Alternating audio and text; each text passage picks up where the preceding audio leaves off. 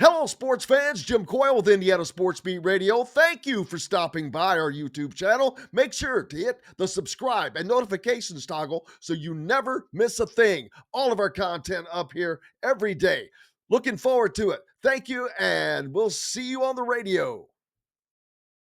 Welcome to Indiana Sports Beat Radio, brought to you by the Hard Truth Distilling Company in Brown County, Indiana. So for the thousands in attendance and the millions watching around the world, it's time! 3 on the way. Oh! It went in! It went in! And Indiana wins the ball game!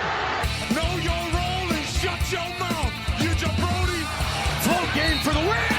Ayla's gone! Goodbye, touchdown, Indy! Woo! America! They got a football team now! It's pretty simple. I win. Google me. You know that I'm the cream of the crop. Oh. Now, from the Hard Truth Studios, here's Jim Coyle. Welcome back, Indiana Sports Beat Radio, coming to you here on this Friday. And you know what that means? The great Todd Leary, the shot father from myjumpshot.com, where you should go if you have anyone in your life that is looking for or needs help with the basketball fundamentals, shooting, just all fundamentals all around. Doesn't matter the age, doesn't matter the sex. It's a non-discrimination. He doesn't care if it's a frog, baby. You got a frog that wants to learn how to shoot? Todd can make him shoot it. That would be something. That would be one of the greatest halftime. That's what you should do. Todd, welcome Todd Leary, please. Thanks a lot for being with us as always, man. My pleasure. I was just thinking. I'm curious to hear what this is I'm supposed to do. I don't even know what. I was just trying to think. I'm trying to think of what train some kind. Get a monkey and train a monkey to shoot free throws. Yeah, a halftime show. I should just pick some random grandma out of the crowd, and as long as she could get the ball to the rim, I could. In a halftime's worth of time, I could turn her into a 70% free throw shooter. I think that like the guys that they come that gets you got the Simon Says guy, who he's pretty comical. He's got that shtick down. I mean, he eliminates people so fast. Did you see the mentalist guy they had on the College Game Day? No. Oh man, he was. Oh, awesome. I knew. I did. I couldn't hear it. Awesome. I couldn't hear it. What was going on? I'd like to go back and read. Oh yeah, because he was blowing their minds. Yeah, it was. Where crazy. was that? I'm trying to think where that was. I can't remember. But yeah, I remember that there. He was pulling his shirt off, and he had all the schools that they were talking about. Oh, it was nuts. Yeah, very cool. How are you doing, man? I'm good. I'm hoping we're not getting the snow or their forecast. I saw that. I'm like, are you kidding me? 4 more inches? Yeah, we need that. I'm sure that was not fun for you this week. No. You know the vehicle that I drive, and you know the hill that I live at the bottom of. So it's not easy to get up that hill. Yeah, because these roads were not the cleanest. Nope. When I didn't go out until Indiana's game against USC. I went to the store last Saturday. I'm not a great planner because I'm usually thinking, just always in the moment working. But I'm like, all right, I'm going to the store Saturday because there ain't going to be crap left on Sunday. So went to the store Saturday, made chili on Sunday, and sat back and watched it all happen. Yeah, but you were one of the smart ones, that's for sure. That's a rarity. That those words don't usually go with me. But Indiana had a game against USC. They start out slow, but then they come around. And actually, if and you can't just cherry pick, I get that. But if you take out Mackenzie Mgbako's just bad night, 0 for 8 night, he only played 15 minutes. They shot 50-something% from the field. The 3-point shooting still sucked. The team was like 1 of 12 or 1 of 2 or 12 or something. But your boy Luke Goody, I saw him stroke one, and I'm like, ooh, little bit of Pat Graham right there. Pat would probably admit this, but Luke is a little more athletic than Pat was. But Pat was not non-athletic. Don't get me wrong, but I'm going to disagree with you. Pat was incredibly athletic. Really? Pat was very surprisingly athletic. Yes. Maybe it was because of he's always dealing with his foot. He was athletic from a jump up and down standpoint. He wasn't the fleetest of foot. Like he was not that quick. Yeah, that's I think Luke Goody moves a little faster, but that's from a vertical standpoint, that's probably what I mean. Pat was more athletic than most people think. But he had one of the smoothest strokes that I've ever seen. It was like butter, hot butter. I'll tell you, I learned a lot from watching him shoot. Like he is way more technically sound than me or the average person, and I learned a lot by just watching him and how simple he made it. And that he's one of the very first people I ever saw with kind of an effortless jump shot. There's no extra motion, and when you watch that, you're just like, how would everyone not try to eliminate as much motion in their shot as possible? And it's, Pat was a great, he was one of the best standstill shooters. You got somebody to shoot a 17-foot jump shot in the world, I put him up there as the guy I'd pick. And, originally he was from Borden. I mean, you're always cracking on us Southern Indiana people. And originally he was from Borden. So, boy, if he'd have come up through there, you would have really cracked on him. But where did you ever ask him? Where did that come from? I did ask him, and he did not have an answer. Huh? With my jump shot, research and stuff I did throughout, trying to learn more about people's shots and how they learned how to shoot. Pat was one of the very first people I talked to, and he did not have some person that he could think back on and said, this is the person who actually taught me how to shoot it. He didn't have your typical story of my dad or my uncle or, a junior high coach or something like that. He was just natural at it. That's amazing because he is just fluid. It's just butter. Yep. But anyway, Luke kind of looked like that a little bit.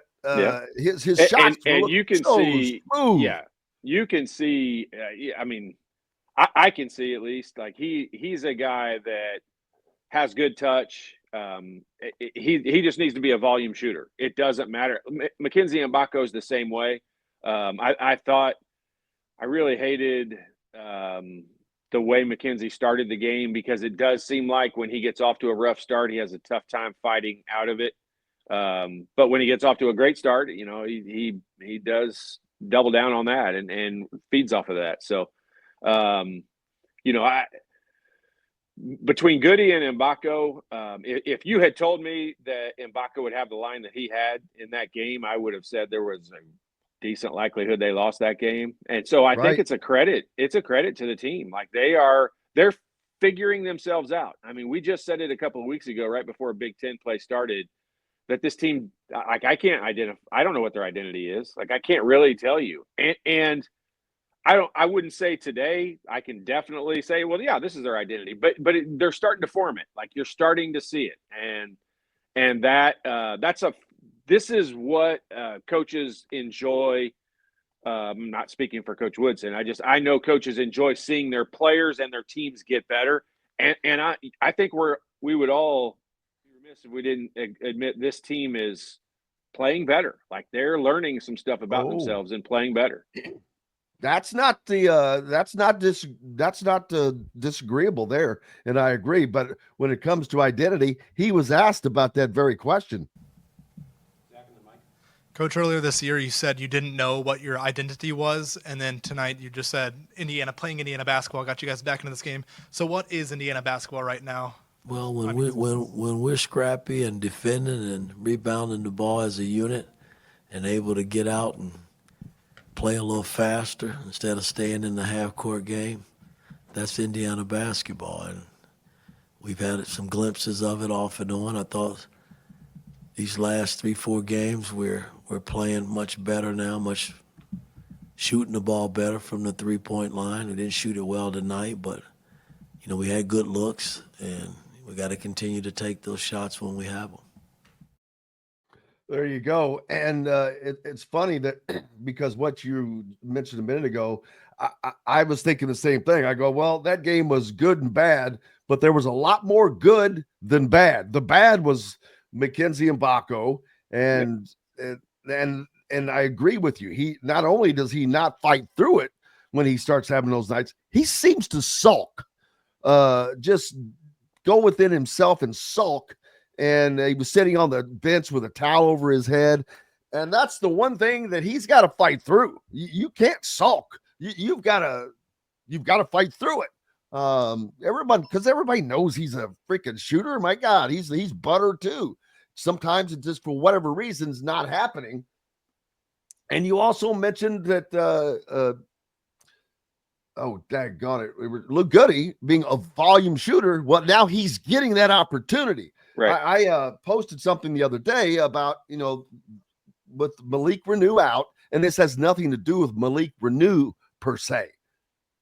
Indiana is now forced to run one big, insert Luke Goody, gives you wider spacing, wider lanes, a little bit more free flowing, and the three-point shooting went back down the other night, but a big part of that was because Mackenzie Mgbako just had a horrible night.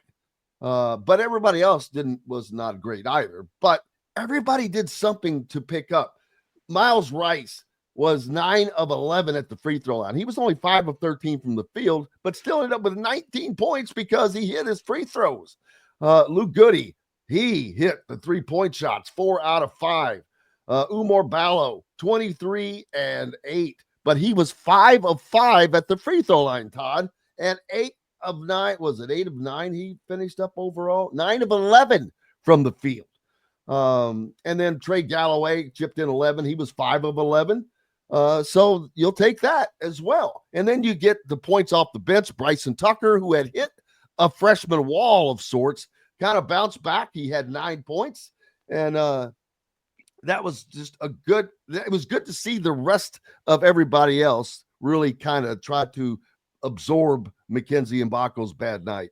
Yeah, and there's going to be nights when it's that way. You never plan for it because you never know when it's going to happen. But I've kind of noticed this, and I think it. I'm just saying I think it. He probably notices this or recognizes this. But Mackenzie Mgbako, when he doesn't get off to a good shooting start, when he struggles at the beginning, a lot of times when he comes out, he doesn't end up coming back in that first half. And I think he feels that. I think, and that's why, I did not understand this as much until my later years at IU, but there is definitely something to this. And when you're a guy who's known as a shooter, if you get yourself involved in the game in other ways, and the best way, I'm coming from a guard, so it's weird to say this, but Mackenzie Mgbako is easily talented and athletic enough to do this. But getting yourself involved with a rebound, or getting yourself involved with a great switch on defense, or doing something that gets you involved in the game, it makes a big difference. It really does. When you just start out 0 for 7 like he did, you're right. He sulked a little bit. He didn't, if someone had been in his ear, they would have said, hey, go get 3 rebounds in this next stint. Go get 3 rebounds. Don't worry about your shot. It's going to go in eventually. And just get yourself involved in other ways and help the team out in other ways. And Mackenzie is very capable of that. So, there's other ways that these guys can get it. I thought Kanan Carlisle, I heard Coach Woodson kind of reference him in the halftime interview, saying he thought he played pretty well. I did not think he played well at all. And I'm not saying that to be mean. Like, I think Kanan Carlisle is a big part of this team, but I think he's in a slump. That's a guy who, not just a shooting slump. He was 1 of 7. And it's not just a shooting slump. Like, he's making bad fouls. His shots he's taking are bad decisions. Times. Yeah, he really is. Like, I saw him take 2 shots, 3-point attempts that were shots right in the beginning of the shot clock. Right. He got away with 1 because he hit it, but the second one he did not. Both of those were ill-advised. Even though he hit the 3-point shot, it doesn't matter. You don't put the ball up at 7 seconds into the damn shot clock. Yeah, I mean, there are circumstances that might lead itself to, for example, if Luke Goody had taken that same shot that he did, no one would have questioned it. Kind of a heat check. He's 4 out of 5. You kind of don't think about it. But Kaden Carl, to get yourself going, to get yourself started, is that to be one of your shots generally doesn't work out that well. And I'll tell you, it's just something you learn. He's a young player. Experience-wise, he's got some experience, but I'll say when he's a senior, when he's the age of a senior in college, he'll understand better that some of those shots are not good shots. He probably doesn't quite understand it right now because he can make it. Yeah, but he's a 23% shooter, and totally, he's not the guy. I'm with you. He shouldn't be taking it. Like, I'm just saying he doesn't quite get it yet that those are bad shots. And let me say this again. Like, I'm not saying this like I don't think he's a valuable player. I think he's an extremely important piece of this team. He gives them another defensive dimension that's kind of tough and hard-nosed. And, I would say Trey Galloway and Anthony Leal are very good positional defenders. They're going to be in help side. They're going to be where they're supposed to be. But a guy like Rice and Carlisle, those guys are kind of in your face, pressure on the ball, annoy you, like out physical you, get up in you kind of defenders. And there's definitely a place where there's a huge value to having guys like that. And so he's a big piece to the team. He just is, I don't think he's playing very well. Yeah, and it's now this is going to be a different style for I don't know how long Malik Reneau is going to be out and allowing for this situation to go on as far as not having to worry about, because if you look at Evan Micaiah does a great job he puts together stats on lineups and rotations, and he has everything broken down. You can see who is your best lineup, who is your worst lineup, and Indiana's best 2 lineups do not include Malik Reneau and with Ballo. Obviously, one of them actually has Leal in it, which is a little surprising because he's not a scorer most of the time. He's a scrapper. When he's in his minutes, I'll give him. He scraps. He does whatever he can. I don't know that that's enough talent out there for Indiana to succeed in this Big Ten this year, but it's going to give them the best opportunity, I think, the way this is going now.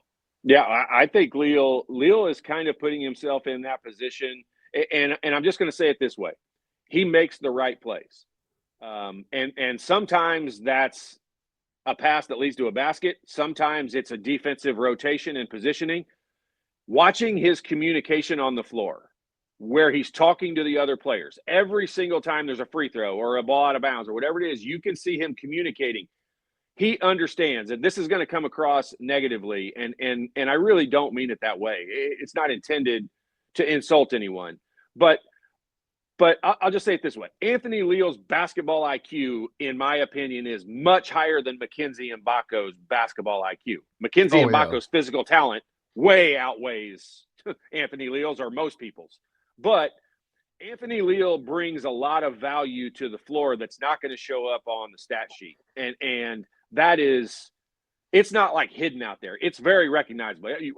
I could walk you through film and show you his importance and the things that he brings to the table that never will show up in those stats you're talking about, except for it helps other guys. He makes everybody else on the floor better when he's on the floor. A lot of it's out of communication. A lot of it's out of him being an older head that knows where to be and how things are going to play out. And Anthony Leal's just a smart basketball player. And so it's usually not a bad thing to put smart basketball players on the floor. And so that's just something that I feel more comfortable when he is on the team. I wish he would look to score more. He is very capable at it. We all know he is a capable shooter. And I think if he gets his confidence going in scoring the basketball, I really think you're going to put Coach Woodson in a tough spot from the standpoint of he's tough to take off the floor when he's making those plays. The one thing that I look at when it comes to Anthony is very, very surprising. While he's only put up 4 3-point shots all season, So he's not looking to shoot the ball. He's not. It does surprise me. But that's not what the most surprising thing is. The most surprising thing is I don't know how many he's attempted, so I don't know if that's up there. It probably is, but his free throw shooting is horrific. Yeah. He shoots 58% at the free throw line. He missed one the other day. I actually commented on it when I was watching it. He missed one the other day that was almost wide right. And as a good shooter, I totally understand short and long. Like that's how good shooters miss, short and long. They very seldom miss right or left on a free throw. And he almost airballed it to the right. Like it caught the rim, but it hit the very right side of the rim. And it shocked me when it happened. But I will just say this, and I spent many, many years in this position at IU, and that is it's hard to come in short stints and get fouled and go to the free throw line and make your free throws. I was always a pretty good free throw shooter, so I was pretty good at it, but it's not easy. It's hard to get yourself with feel and touch and those things, and shooters want repetition and to be able to get in a groove. And when you come in and, you shoot 2 free throws in a game or 2 free throws every 2 or 3 games, it's harder to get in a rhythm and but I'll put my chances on him. If we have free throws that need to be made, I put my chances on Anthony Leal to make them. And this new look lineup for Indiana, I'll tell you, it should eventually bode well because you've got Mackenzie Mgbako, who is not going to go 0 for 8 against Iowa or most teams. He's shooting over 39% from 3. You've got Trey Galloway, who's shooting over 39% from 3, and Luke Goody, who is shooting 38%. So you've got some very capable shooters out there on the floor now at the same time, and one guy in the middle who is a dominant player. That's the thing I've talked about with Reneau. He's a tweener. He's not a 4. He's not athletic and quick enough to play the 4 or a good enough shooter to play the 4. He's also not big enough to dominate like Ballo can in the middle. So he's like a 4.5, which doesn't really, it's when he's on the floor at the same time with Ballo, it's a weird position.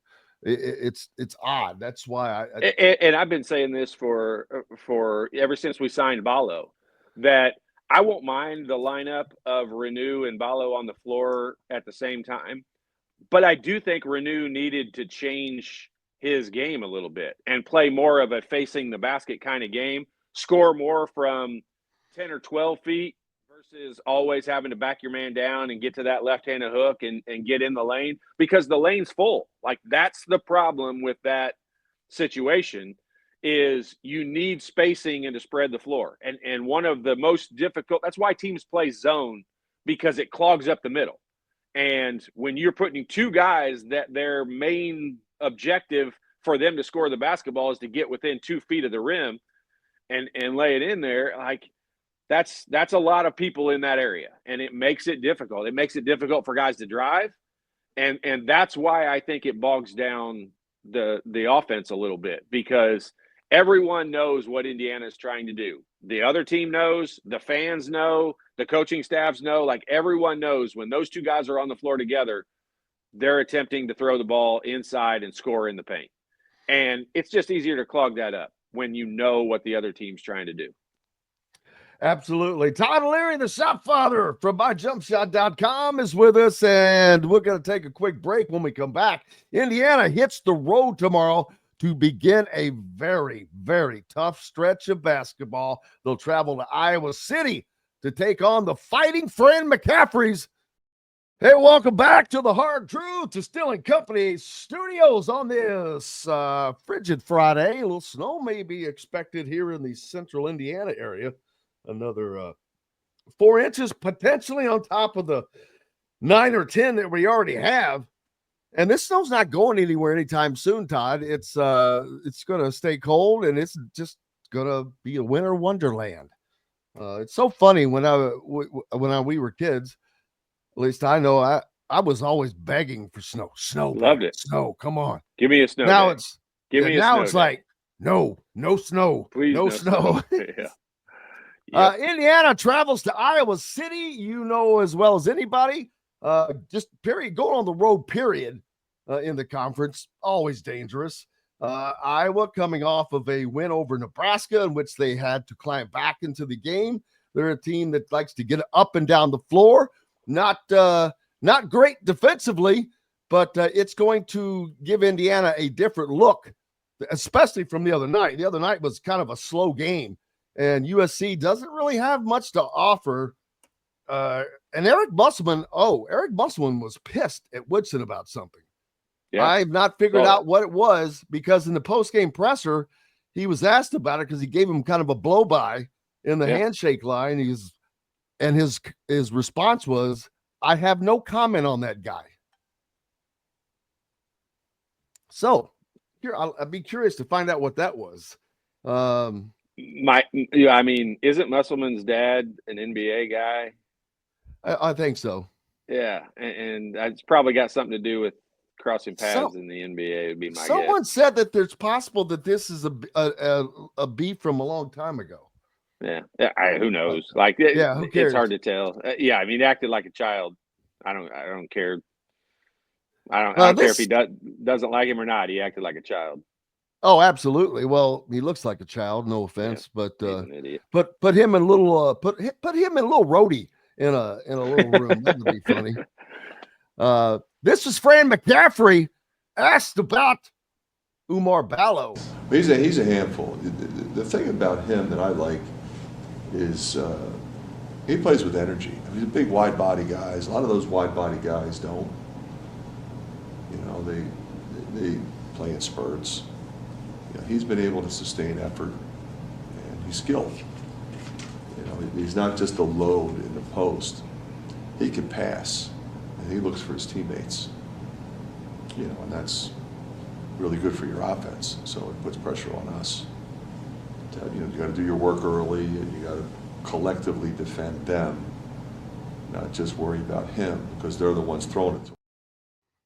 And this is going to be, kind of different for Iowa, but this lineup really seems to help Indiana in this game, because you got two bigs in there having to lumber up and down that floor the way Iowa gets up and down. I think it would be a little bit more difficult. This is going to give Indiana a much better opportunity. You've got shooters in there that can get in and get in the flow. And if you can get Mackenzie Mgbako and Luke Goody in a rhythm at the same time, Indiana could be a dangerous team. Yeah, well, no doubt. But you also look at it when you talk about trying to defend Iowa, they're just a scary team because they have multiple guys that can get hot. They have 5 or 6 Luke Goody and Mackenzie Mgbakos. Indiana has guys that are capable of making shots. I think Trey Galloway would be in the category of he's capable of making threes. I don't think he would be typecast as a 3-point shooter, but he's capable of it. Kanan Carlisle's capable of it. Bryson Tucker's a great 17-foot shooter, not a terrific 3-point shooter, but he's capable. He's capable of making it. He just is. It's not how you would describe him.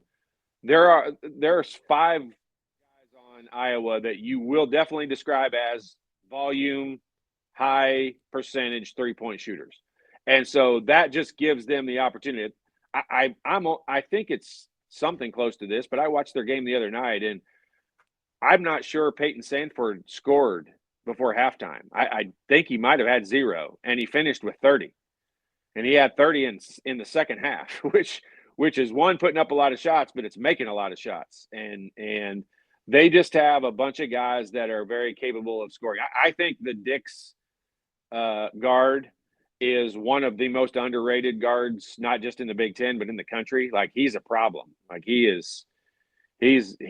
Sandford, I think up till this year has gotten most of the notoriety on their team, but I think Josh Dix from now on is going to be known as their best player. And he's just a handful. Like, Owen Freeman's awesome on the inside. I think he's a good big on there, but Iowa's a problem because they've just got multiple guys that can get hot and in a hurry. And Indiana is going to have to deal with that. You mentioned Bryson Tucker and his 3-point shooting, that is something that shocks me. How bad of a 3-point. He is the absolute worst 3-point shooter on Indiana's team, and he's almost 3 times worse than Malik Reneau. He's hit 1 of 15 attempts. Yeah, which you can is tell odd. he's not comfortable with it. You can tell it's not part of his game that he is super confident in right now. You can tell that. He's not a volume shooter. It's not like he's out there continually chucking them up. Taking 1 a game is not really, shooting too many of them. But I think we'll look back at that and look at the improvement that he will have over his career from the 3-point line. I think he is too good of a mid-range shooter to not be able to extend that range out, and he just needs a little help, little tweak, and hopefully, over time he'll get that at Indiana. And it is also amazing that Carlisle, his shooting has just not been good. I mean, I don't think people would describe him. I don't think, analysts or raters would describe him as a volume 3-point shooter. Like, he's capable of making it, and he's probably going to have nights when he gets pretty hot. But his just overall shooting he's 27% on the year. Takes bad shots. I mean, I think the very first thing Coach Woodson would respond if you brought that up to him, as he would say, it's his shot selection. Like, he takes, I'll call them difficult shots.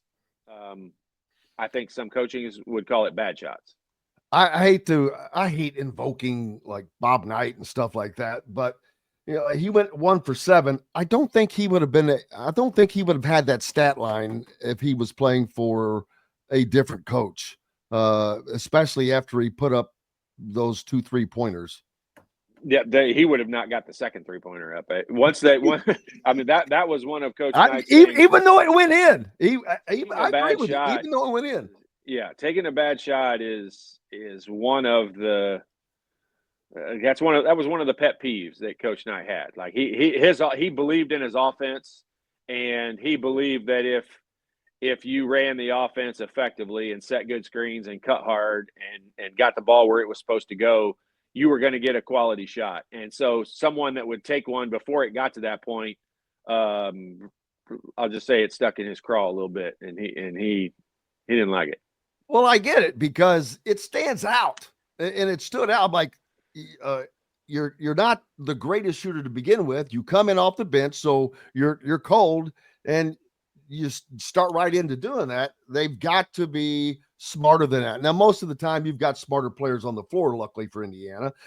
Trey Galloway, I've not, been thinking, oh, hey, he's greatest in the world, or he's horrible, just whatever. He's a weird dude in a way that he's able to make stuff happen that you just wouldn't think would happen. But he's always like, oh, he just hit that little 5-foot floater. He just does some things that he shakes it up, and he makes it harder on the defense. I don't. People may not think that, but if you watch him long enough, he just always. He had 11 points the other night, and he did it on scrapping and playing and just doing the things that Indiana needed him to do. Yeah. So this is how I look at Trey Galloway. And first of all, I think I say this every time with him, but I've been friends with him and his family since he was in kindergarten. Our kids grew up in kind of the same age of playing basketball together. So I've always rooted for him and really liked him. I don't think, and I don't mean this negatively, but I don't think anyone would describe him as a great ball handler. I don't think anyone would describe him as incredibly athletic or fast or quick. I don't think they would describe him as an incredible athlete. He's a very good athlete, way better than me, like good athlete, but not elite. But all of those things, I think you would put him in, just barely above average categories. But then you want to talk basketball IQ, and you put him in the top elite categories. He makes plays, that he makes winning plays. When he makes a bad play, it really sticks out, and he does it. Every player does it. Every player makes bad plays from time to time, and when he does it, it sticks out. It's unusual. He doesn't generally make the wrong play or make bad plays. And I just, I same thing I've said about Anthony Leal. You're going to run out of spots before long with me saying this, but right now I think Anthony Leal and Trey Galloway are very difficult to take off the floor. And I don't think Coach Woodson is as comfortable with his team on the floor without Trey Galloway on the court. And that's a very positive position to be in as a player. Well, and the numbers back what you just said up. Their best lineup, according to Evan Micaiah, includes both of those guys.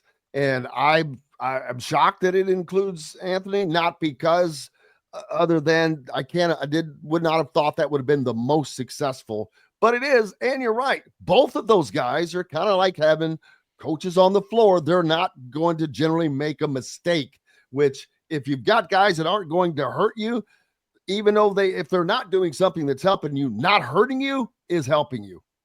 No doubt about it. And when, you look at it and you have this big scheme and plan for what you think your team's going to be when you go into the season. And then, injuries happen, guys improve or play better. Some guys play worse. And so then it starts to shake itself out and get to the lineup that you think gives you the best chance to win. And I think Indiana is figuring out that this is the way I hope the injury to Malik Reneau works out, is that when Malik is able to come back, he's able to change his I hope he's watching this, seeing that facing the basket might be a little better way to go. Faster moves, quicker moves might be a better way for him to go. It might help the team out. If he wants to be on the floor and Ballo not on the floor, he has to pick up the rebounding that Ballo gets. Ballo, I said it last year with Khalil Ware. I said it for a million years with Trace Jackson Davis. Those guys get rebounds that other guys don't get. Like, they go get rebounds that, it just shows up as one rebound on the stat sheet, but it wasn't a rebound that most guys were not going to be able to get. Trace Jackson Davis, he was a great, tough rebound getter. Khalil Ware filled that gap incredibly last year. That's not Malik Reneau's skill. He's not an elite rebounder, but that's what Ballo has given this team. They've lost nothing or very little in the rebounding department, and that's a huge gap that was filled. That, there's a lot of teams that get beat night in and night out because they get out rebounded. And I know I say it a lot on your show, but Ballo should get an enormous amount of the credit. He's worth a lot of the money that they give him from a rebounding perspective alone, because he shores that gap up for him. And it's a big gap. Like that was going to be a big deal for this team until they got him. And he's even a better rebounder than I thought he was. Yeah, and they're going to need a lot of help. He's going to need a lot of help guarding Iowa and all of their shooters and getting up and down the floor. And that's going to be a tough place to go win tomorrow. Yeah, it is. It's going to be, I thought Indiana did a good job taking control of the second half on the road at Penn State. Man, you just really hope that gives them some confidence, again, going on the road here this weekend. If Iowa shoots the ball well, I'm not just going to say this about Indiana. If Iowa shoots the ball well, they're going to beat pretty much whoever they play. Like, they're a team. If they outscore you, they're going to win. It sounds stupid, but I mean, they're going to try to outscore you. They're going to score points. If your offense isn't up to the task and able to score points at that same pace, you're going to get beat when you go into their gym. And they proved that against Nebraska last week or earlier this week. They did not play well in the first half, and Nebraska dominated that game in the first half. Iowa got hot in the second half and came back and won. And they beat a really good Nebraska team that was playing well.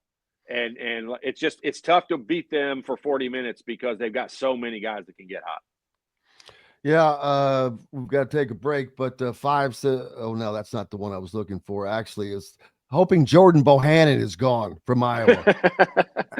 Yeah, what did he play, like 9 seasons for? Yeah, just kidding. At least that's an underestimation. Well, man, hey, if you guys are missing the post-game shows, always know of a sponsor. Find us one. All you need, we'll be all back. you need is a sponsor or two, and We'll be back. it's right back. But We can't work for free. It's too hard. But appreciate you, brother, as always. Enjoyed it. Have a great weekend. Todd You Leary too. joining us here on Indiana Sports Beat Radio. Hello, sports fans. Jim Coyle with Indiana Sports Beat Radio. Thank you for stopping by our YouTube channel. Make sure to hit the subscribe and notifications toggle so you never miss a thing. All of our content up here every day. Looking forward to it. Thank you, and we'll see you on the radio.